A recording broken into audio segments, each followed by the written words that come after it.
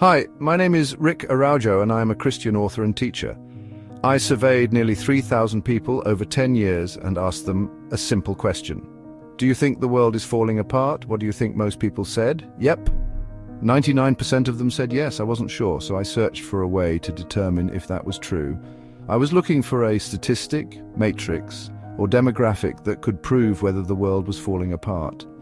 I instinctively sensed there are many cases where perception and reality could sometimes differ. I decided to go to Google and ask Google what percentage of people living only in the United States were actually in prison. My reasoning was that if the percentage of people in prison was high, it would justify the people who said yes. If the percentage of people in prison was low, then perhaps something else was influencing people's perception. I then asked each person I surveyed what percentage of the American population did they think were in prison. I was astonished by their answers. People 20 years old and under on average said 65 to 70%. People 20 to 30 years old on average said 35%. People 30 to 50 years old on average said 15%. And people 50 years old and older on average said 5% or less.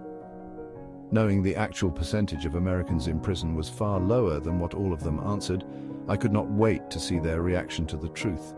According to recent statistics, about 0.7% of the US population, around 2.2 million people, are incarcerated in federal, state, and local prisons combined.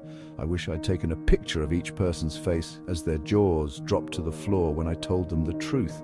I never expected the results of this simple survey. I found it fascinating how people's age groups influence their perception of the prison population, highlighting a significant gap between perception and reality.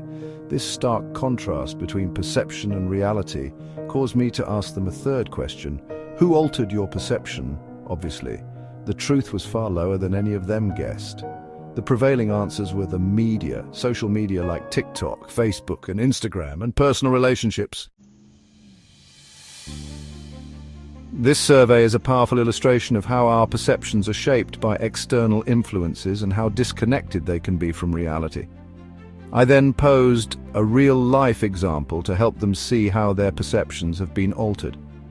I asked them to imagine we were going to watch the news tonight in Atlanta, Georgia, and it was all about 5 people being shot that day downtown. I researched and found that approximately 500,000 people live in the downtown area. If we take the number 5 and divide it by 500,000, we get 0.00001%. That represents 1/10,000th of the population in the downtown area. Yet we will conclude, wow, Atlanta, Georgia must be dangerous. I then pointed out that 1/10,000th of anything is not a large enough sample to justify a conclusion or worry about. Let's look at another real-life, very troubling current-day example. School shootings. I went to Google and asked how many private and public schools are in the domestic United States. Turns out 114,862. I then asked Google how many school shootings there have been. Turns out 426. Doing the math, dividing 426 by 114,862 equals 0.0037. Rounding up to 0.004 means that only 0.001% of the US schools have experienced a shooting event. The amount of stress and anxiety school shootings cause parents of school-age children is off the charts. It doesn't take much imagination to imagine a parent's conscious or unconscious fear they experience daily thinking, is this the last time I'm kissing my child goodbye? The media plays a significant role in shaping our perceptions of the world. Sadly, tragedy and drama dominate headlines, leading people to believe such events are normal. This is a perilous and health-degrading way of life. This can create a distorted view of reality, leading people to believe that adverse events are more common than they actually are.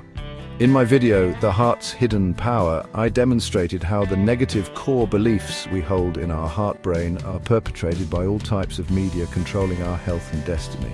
Not only do our deeply held negative core beliefs degrade our health and destiny, but frustratingly, these media types also often magnify fear-inducing events because such stories draw more attention, clicks, and engagement.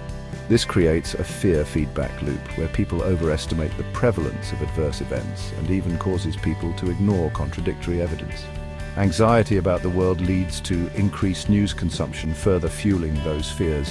And the internet is not helping the situation. Think about it. In today's world, we know who dies worldwide in a matter of minutes.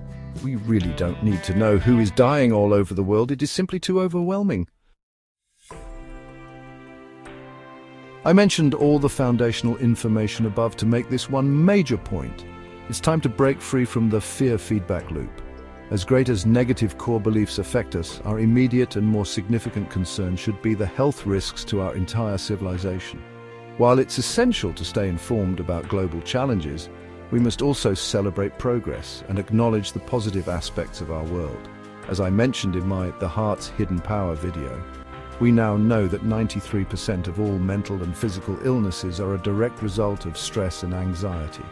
Extrapolating, it is a well-known and accepted understanding that we all have cancer cells in our bodies every single second of every single day.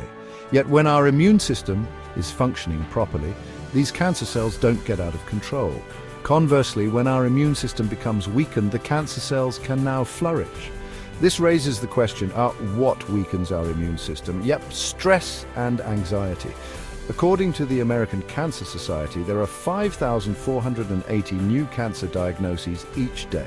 That is an astounding 288.33 cases per hour. Instead of succumbing to fear, let's choose hope. There is no more significant source of hope than the Bible.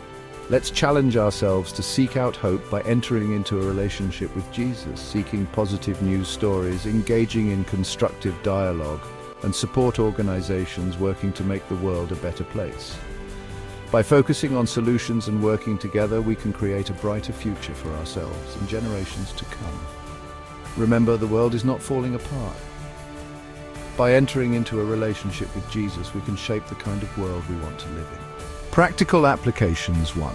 Challenge false narratives. Because it is so easy to accept distorted narratives, we need to question the media's sources of information and seek objective data. 2. The value of context. We need to understand that isolated incidents should not define our perception of a larger group, area, or situation. The best way to achieve this is to focus on the big picture. 3. Expose the role of core beliefs. We must not lose sight of how deeply held beliefs can filter how we interpret information. For example, if someone believes the world is dangerous, they are more likely to focus on stories that confirm that belief, ignoring contradictory evidence. 4. Promote media literacy. We need to critically assess the media we consume. Look to identify sensationalism, evaluate sources, and understand the difference between anecdotal and statistical evidence.